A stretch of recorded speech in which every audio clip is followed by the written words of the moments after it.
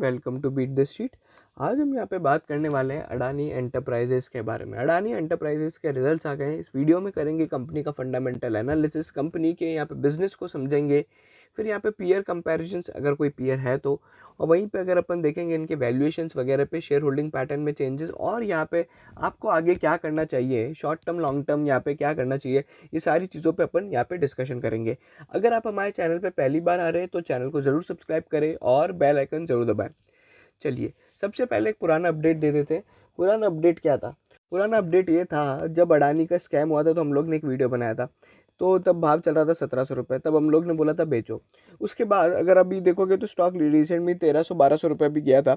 But तब हम लोग ने बोला था कि आप वेट करो यहाँ पे Q1 रिजल्ट्स का। और जैसे कि अपन ने अडानी पोर्ट्स में देखा था कि स्ट्रॉन्ग रिजल्ट्स आए, वैसे ही अगर आप अडानी एंटरप्राइजेस के रिजल्ट्स पूछते हैं तो एक डिसेंट रिजल्ट्स कंपनी ने पोस्ट किए हैं, जहाँ पे कंसोलिडेटेड EBITDA 215% से बढ़ा है 948 करोड़, और वहीं पे जो प्रॉफिट्स है वो 8 गुना बढ़े 271 करोड़।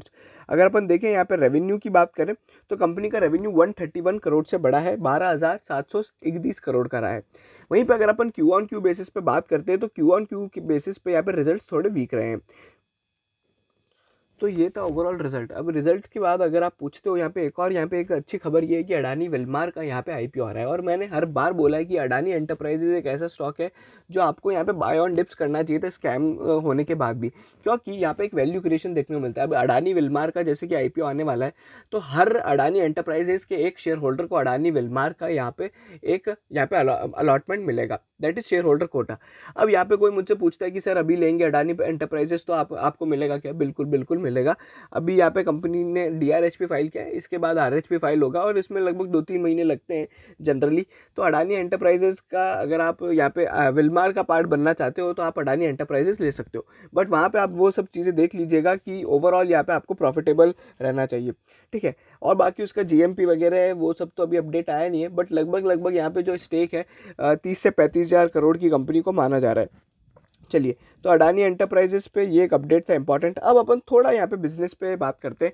बिजनेस में अगर अपन देखेंगे, कंपनी ने एक तो मुंबई का यहाँ पे एयरपोर्ट को यहाँ पे एक्विजिशन कर लिया है। उसके बाद अगर आप देखोगे इनके 4 एयरपोर्ट जो इन लोग ने अभी तक यहाँ पे हैंडओवर ले चुके हैं, उसमें 3.5 मिलियन का पैसेंजर्स इन लोग ने हैंडल किया है। अगर आप पैसेंजर्स की वॉल्यूम देखते हो तो पिछले साल या पिछले क्वार्टर से तो अगर आप देखोगे तो कम है, बट पिछले साल से यहाँ पे ज़्यादा है। उसके बाद कंपनी ने 235 किलोमीटर रोड प्रोजेक्ट्स के लिए यहाँ पे ओडिशा, बंगाल और गुजरात और तेलंगाना की यहाँ पे गवर्नमेंट के साथ यहाँ पे साइन किया है। और अभी लगभग कंपनी के जो पोर्टफोलियो के अंदर 10 प्रोजेक्ट्स है जिसके अंदर 450 किलोमीटर है कि यहाँ पे कंस्ट्रक्शन के इनके पास कॉन्ट्रैक्ट है।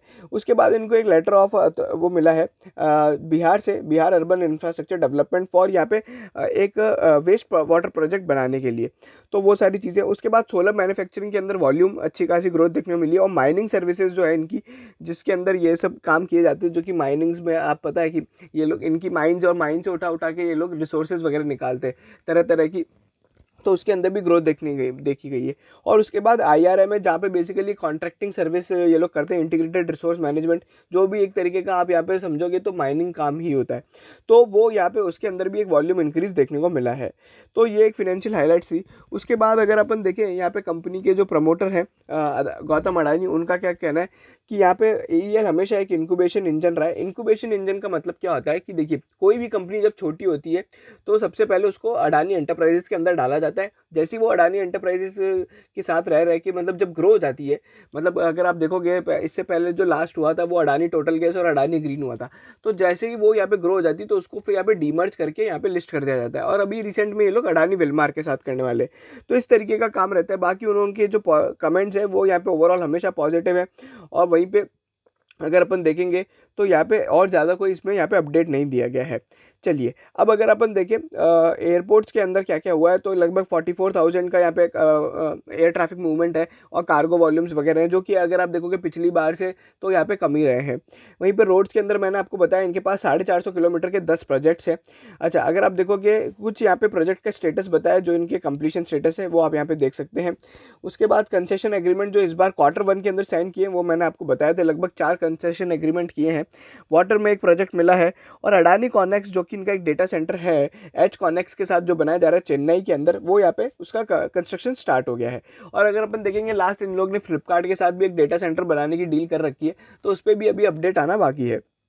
चलिए, माइनिंग और ये वाली जो वॉल्यूम्स है इसके अंदर अगर अपन देखेंगे तो छत्तीसगढ़ से लेके इनकी अलग अलग उड़ीसा में भी माइंस हैं और तो उन पे भी अपडेट दिया गया है। बाकी यहाँ पे सोलर मैन्युफैक्चरिंग के अंदर यहाँ पे 1.2 गीगावाट की इनकी ओवरऑल यहाँ पे एक स्ट्रॉन्ग ऑर्डर बुक है। तो यहाँ पे देख सकते हो सोलर मैन्युफैक्चरिंग में जनरली ये सोलर मैन्युफैक्चरिंग से रिलेटेड यहाँ पे, तो यहाँ पे लोग सोलर सेल्स वगैरह बनाते हैं जो कि एक सोलर ओवरऑल सोलर एनर्जी और सोलर इक्विपमेंट्स के लिए ये काम आता है। तो ये सोलर एक और वो चीज़ भी बनाते हैं जिसका नाम है सोलर फोटोवोल्टिक भी बनाते हैं। तो अगर आप देखोगे इस बिज़नेस के अंदर ही यहाँ पे रिलायंस इंडस्ट्रीज एंटर कर रहा है।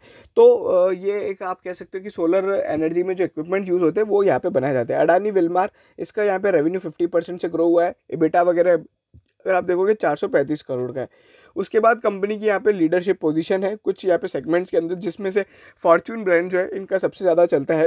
रिफाइंड एडिबल ऑयल मार्केट के अंदर इनका 20% से ज़्यादा मार्केट शेयर है। तो ये एक अपडेट हो गया ओवरऑल यहाँ पे बिजनेस पे। अब आप समझ लो पहले अडानी के ओवरऑल स्ट्रक्चर को। देखो, अडानी में सबसे बड़ा यहाँ पे है अडानी एंटरप्राइज लिमिटेड, जिसके अंदर यहाँ पे एयरपोर्ट्स, रोड्स, वाटर और यहाँ पे डेटा सेंटर के बिजनेस है। इसके अलावा थोड़े बहुत बिजनेस और हैं जिसके बारे में बात करेंगे। उसके बाद इनके ट्रांसपोर्ट और लॉजिस्टिक्स बिजनेस है जिसमें सबसे बड़ा आता है APSEZ। उसके बाद यहाँ पे इनकी कुछ रेल वगैरह के बिजनेस है और यहाँ पे अलग अलग तरह के हैं। एक नॉर्थन क्वींसलैंड एक्सपोर्ट टर्मिनल है। फिर यहाँ पे ATL अडानी टोटल गैस, जो अगर अपन देखेंगे मतलब अडानी ट्रांसमिशन लिमिटेड हो गया। फिर AGL जो कि रिन्यूएबल एनर्जी, और ये गैस वाला हो गया सिटी गैस डिस्ट्रीब्यूशन का। और उसके बाद आ गया अपना अडानी पोर्ट्स लिमिटेड। तो ये इनका ओवरऑल यहाँ पे बेसिकली स्ट्रक्चर है, जिसमें से अभी अपन अगर आज अडानी एयरपोर्ट्स और अडानी एंटरप्राइजेस की बात कर रहे हैं तो कंपनी का अडानी एयरपोर्ट्स के अंदर ये वाला बिजनेस है। उसके बाद इनका AEML और ATGL पे भी कंपनी ने थोड़ी बहुत अपडेट्स दिए हैं। बाकी अगर आप देखोगे ये जो ग्रोथ वगैरह है जिसमें से ये लोग सबसे ज़्यादा जो ग्रोथ एक्सपेक्ट कर रहे हैं वो है एक तो बेसिकली इनका सोलर मैन्युफैक्चरिंग और एक यहाँ पे जो अपना एयरपोर्ट्स वाला बिजनेस है। बाकी यहाँ पे अगर अपन देखते हैं तो ये कंपनी ने तरह तरह की जो इनकी ओवरऑल सारी अदर एंटिटीज़ है उनके अपडेट्स दिए हैं वॉल्यूम वगैरह के। बट यहाँ पे अपना जो अडानी एंटरप्राइज लिमिटेड नहीं है। ठीक है, बाकी ये लोग क्या क्या काम कर रहे हैं, किस किस वे में कर रहे हैं, तो ये अब दे रखा है कि ओरिजिनेशन कहाँ पे किया जा रहा है। तो बेसिकली ये मुंद्रा पोर्ट में काम कर रहे हैं। फिर साइट डेवलपमेंट वगैरह कर रहे हैं। फिर कंस्ट्रक्शन वगैरह चल रहा है इनका एक सोलर पावर प्लांट का, ऑपरेशंस वगैरह और कैपिटल मैनेजमेंट। तो ये सारी चीज़ें चल रही है, ये ओवरऑल ग्रुप लेवल पे बात हो रही है। ठीक है, अभी अगर अपन AEL की बात करें तो सबसे पहले सक्सेसफुल इंक्यूबेटर रहा है। सक्सेसफुल इंक्यूबेटर मतलब ATGL और AGEL को इन लोग ने लास्ट 3 साल में डीमर्ज किया है। इसके अंदर अगर अपन बात करें 32% यहाँ पे वैल्यू क्रिएट करके दिए। अगर आप देखोगे 152 rupees invested in Adani enterprises in 1994, जो कि अगर आप देखोगे आज 4,52,000 रुपये हो चुके हैं। तो ये एक आप ओवरऑल देख सकते हो कि कितनी ज़्यादा वैल्यू क्रिएट करी है। और अनलॉक वैल्यू CAGR ग्रोथ 123% की है।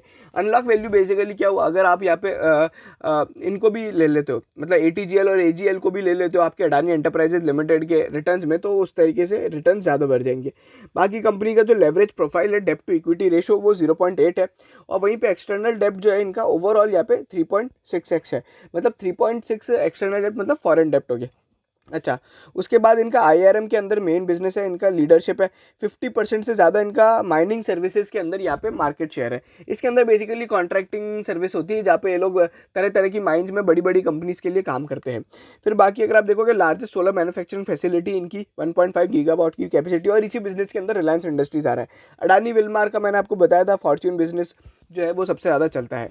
फिर डेवलपिंग बिजनेस क्या है, एक तो रोड्स वाला है और डेटा सेंटर का है।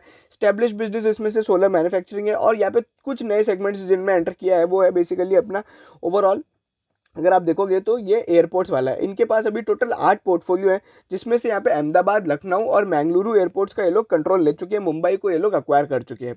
उसके बाद अगर अपन देखेंगे कंपनी ने MIAL जो कि मुंबई इंटरनेशनल एयरपोर्ट है, उसको भी यहाँ पे कंपनी ने अभी यहाँ पे उसका कंट्रोल ले लिया है। तो ये अगर आप देखोगे तो कैसे कैसे इसने वैल्यू क्रिएट करी है वो आप यहाँ पे समझ सकते हो। 2007 और यहाँ पे इस पीरियड में यहाँ पे अगर अपन देखेंगे तो APSEZ, APL और ATL का यहाँ पे डीमर्ज हुआ था, और AGL और ATGL का डीमर्जर 2018 में हुआ था। इस तरीके से कंपनी ने लगभग 5 इंफ्रास्ट्रक्चर यूनिकॉर्न्स दिए हैं, जिससे यहाँ पे ओवरऑल यहाँ पे वैल्यू क्रिएट करके दी है। और इसलिए मैं बोलता हूँ कि अगर आप अडानी एंटरप्राइजेज या अडानी ग्रुप पे बुलिश हो इन फ्यूचर में, तो यहाँ पे आप AEL को लेके चलो, क्योंकि जितनी भी कंपनीज है, मान लीजिए अडानी एयरपोर्ट्स हो गया, या फिर अपना अडानी विलमार हो गया, या फिर अडानी रोड्स हो गया, Adani logistics, Adani data centre, ये सारी की सारी कंपनीज ये सबसे पहले AEL का ही पार्ट है। और जब भी इनके IPO आएंगे तो आपको यहाँ पे एक अच्छी खासी वेल्थ क्रिएट होकर मिलेगी। अच्छा, ये ओवरऑल यहाँ पे आप देख सकते हो इनक्यूबेशन पोर्टफोलियो, जिसमें से मैं ऑलरेडी ये सारी चीज़ें बात कर चुका हूँ। अच्छा, वो वाली जो माइंस है जो ऑस्ट्रेलिया के अंदर है, जिसका बहुत ज़्यादा यहाँ पे विरोध वगैरह हो रहा है, वो क्या है, वो ये वाली माइंस है। तो ये आप देख सकते हो। तो ओवरऑल यहाँ पे इस तरीके से काम हो रहा है। ये वाले जो बिजनेस है ये बेसिकली इनके डेवलपिंग बिजनेस है, और ये जो ब्लू वाले हैं, जो डार्क ब्लू वाले हैं, वो डेवलप्ड बिजनेस है। ठीक है। उसके बाद यहाँ पे कंपनी के 8 एयरपोर्ट्स के बारे में बताया कि कहाँ कहाँ पे इनके पास एयरपोर्ट्स है। तो 8 एयरपोर्ट के बारे में बताया, कितने कितने passenger, non passenger, revenue stream वगैरह कितनी है, और लगभग अभी इनका जो मार्केट शेयर है ओवरऑल एयरपोर्ट्स के अंदर सबसे ज़्यादा हो गया है।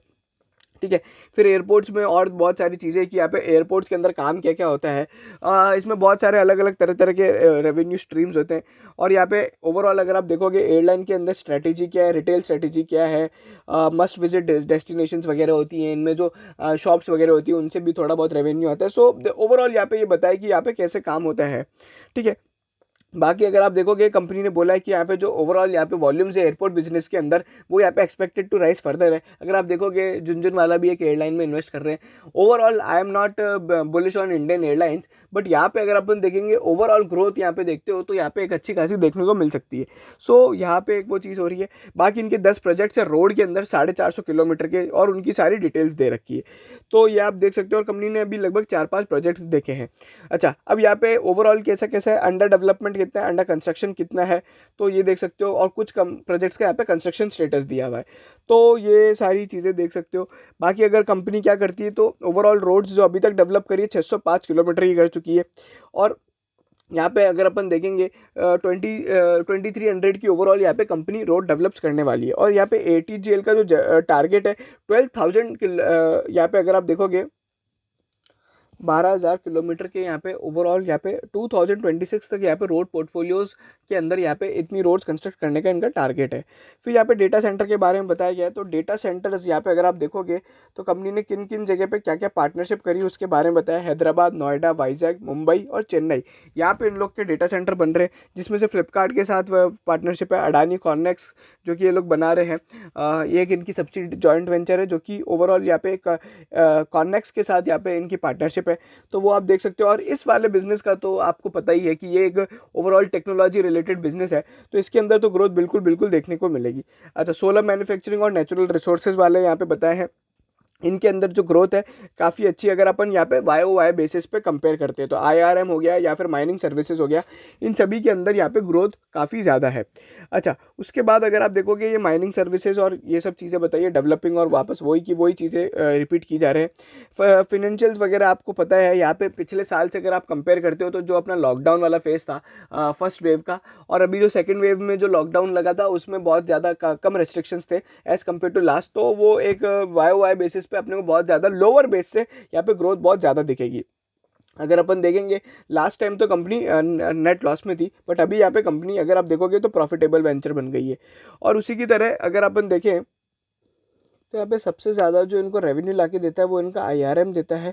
और अगर आप देखोगे उसके बाद यहाँ पे माइनिंग सर्विसेज और यहाँ पे सोलर मैन्युफैक्चरिंग, मतलब स्टैब्लिश बिजनेस अभी भी यहाँ पे हावी पड़ रहे हैं। बट अपने को एक चीज़ देखनी चाहिए कि यहाँ पे ओवरऑल यहाँ पे जो नए बिजनेस है उनकी ग्रोथ कितनी है, उनका ओवरऑल यहाँ पे शेयर ज़्यादा होना चाहिए। जैसे अपन देखते हैं ना रिलायंस इंडस्ट्रीज़ के अंदर जियो और रिटेल की ग्रोथ ज़्यादा होती जा रही है, वैसे ही अपने यहाँ पे इसमें भी अपने को ये सारी जो नई नई कंपनीज़ हैं इनकी ग्रोथ यहाँ पे ज़्यादा देखनी है। चलिए, उसके बाद यहाँ पे अगर आप देखोगे एयरपोर्ट्स के बारे में बताया है, जो कि मैंने आपको बताया था कि पैसेंजर वॉल्यूम्स पिछले साल से अगर अपन Q4 से कंपेयर करते, मतलब सॉरी Q4 से कंपेयर करते हैं तो यहाँ पे वीक ही लगेगी।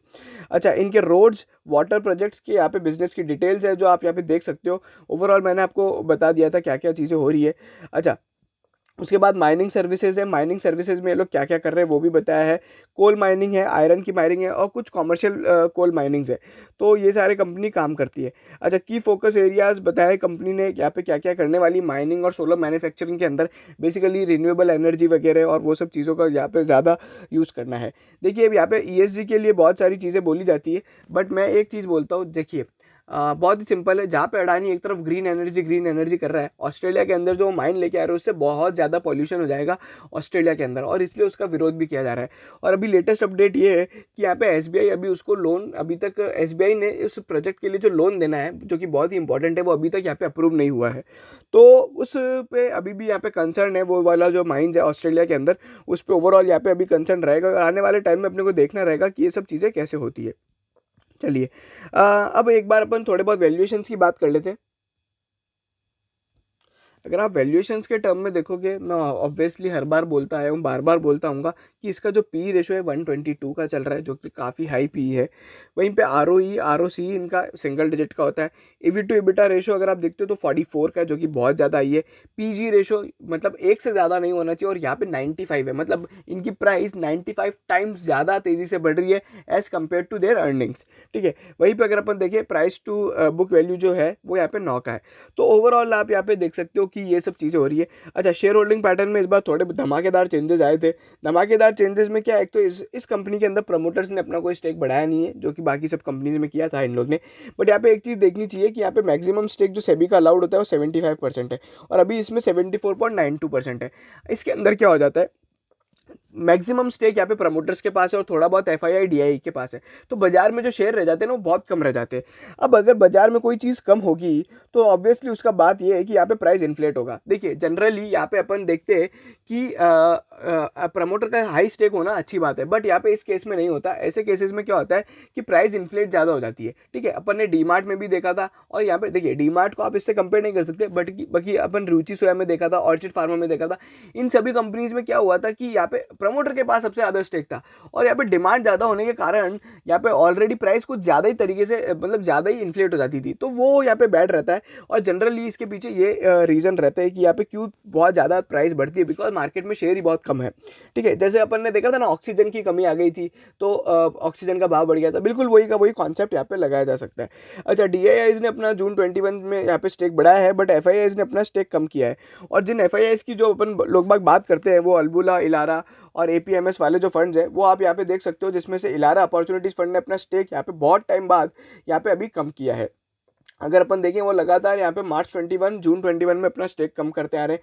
क्रेस्टा ने भी अपना फंड कम किया है, अल्बुला ने भी अपना स्टेक बेचा है, एपीएमएस ने भी अपना स्टेक यहाँ पे ओवरऑल यहाँ पे एपीएमएस ने तो अपना स्टेक यहाँ पे उस स्टेबल रखा है, बट यहाँ पे वेस्परा ने बेचा है। बट यहाँ पे अगर अपन देखेंगे यही इलारा, क्रेस्टा, अल्बुला, एपीएमएस वाले जो फंड है जो बाकी सभी अडानी ग्रुप कंपनीज में इन्वेस्टेड रहते हैं, और इसके बारे में मैंने लास्ट टाइम भी बोला था अपने फंडामेंटल एनालिसिस में कि ये कुछ ऐसे फंड्स है जिनकी या तो हिस्ट्री खराब है, या पे सेबी ने ओवरऑल इन पे यहाँ पे बहुत सारी पेनल्टीज वगैरह लगाई हैं, तो वो आप यहाँ पे उसको कंसिडर करना चाहिए। टेक्निकली अगर अपन कंपनी को देखें तो यहाँ पे बहुत सारे जो संकेत है वो बाइंग के संकेत दे रहे हैं। सपोर्ट क्या है 1327 है, और वहीं पे जो अगर रेजिस्टेंस देखे वो 1517 है। यहाँ पे अगर किसी को एंटर करना है स्टॉक में तो 1400 रुपये के लगभग ही यहाँ पे एंटर करें, उससे पहले एंटर ना करें। जब भी बाजार गिरता है तो यहाँ पे 1400 रुपये में एक अच्छी खासी आप बाइंग करके चल सकते हो। बाकी मेरे जो यहाँ पे टारगेट्स रहेंगे ओवरऑल यहाँ पे यहाँ पे मैं देखिए कभी भी अडानी ग्रुप कंपनीज पे मैं आपको बोलूँगा नहीं कि आप लॉन्ग टर्म पोर्टफोलियो के लिए लीजिए, बट यहाँ पे अगर किसी को आईपी और वैल्यू क्रिएशन और वैल्यू अनलॉकिंग पे बैट करना है तो आप यहाँ पे कर सकते हैं। सबसे पहले अगर चार्ट की बात करें तो यहाँ पे अडानी ग्रुप में एक ऐसा स्टॉक ये है जिसका यहाँ पे प्राइस सबसे कम हुआ है, सबसे कम टूटा है। मतलब अगर आप देखोगे 1700 रुपये का हाई मारा था और अभी 1440 पे चल रहा है, तो सबसे कम टूटा है। और मैंने जब स्कैम हुआ था वो सब चीज़ें हुई थी तो मैंने बोला था कि अडानी एंटरप्राइज एक ऐसा स्टॉक है जो आप बाय ऑन डिप्स कर सकते हो, और उस बीच में यहाँ पे अडानी एंटरप्राइज लगभग 1200-1300 रुपये आया था। अगर अपन देखेंगे 6 महीने के अंदर भी तो यहाँ पे जो उन्होंने लो बनाया था सबसे पहले वो एक 1200 रुपये के लगभग बनाया था, 1200-1300 तो आया ही था। तो उस टाइम मैंने बोला था कि यहाँ पे आप बाय कर सकते हो, बिल्कुल बिल्कुल इट इज़ अ बाय। अभी यहाँ पे क्या करना चाहिए, देखिए रिजल्ट्स तो डिसेंट रहे, तो रिजल्ट्स के चलते आप कह सकते हो ओवरऑल इकोनॉमी जिस तरीके से चल रही है, तो जो शॉर्ट टर्म टारगेट रखते हैं अपन वो यहाँ पे रखते हैं। एसटी टारगेट जो अपना होता है 1500 रुपये का रखेंगे। बाइंग रेंज मैंने आपको बताई थी 1400 से 1400 के करीब आप कर सकते हो। ओवरऑल मेरा लॉन्ग टर्म टारगेट क्या रहेगा, एक 1750 रुपये तक का टारगेट रहेगा, जो कि इनका ऑल टाइम हाई के आसपास है। ठीक है, बाकी यहाँ पे अगर आप देखना चाहते हैं इस कंपनी पे और भी बहुत सारे अपडेट्स आते रहते हैं, और या फिर हमारे टारगेट वगैरह रिवाइज होते रहते हैं, तो आप हमें टेलीग्राम चैनल पे ज्वाइन कर सकते हैं, जिसका लिंक हम लोग ने डिस्क्रिप्शन में दे दिया है। अगर आपको वीडियो पसंद आया हो तो यहाँ पे चैनल को जरूर सब्सक्राइब करें और बेल आइकन को जरूर दबाएं सभी तरह के अपडेट्स के लिए। और प्लीज़ प्लीज़ प्लीज़ अगर आपको वीडियो पसंद आया तो शेयर कीजिए सभी अडानी एंटरप्राइजेस के शेयर होल्डर्स के साथ। Thank you so much.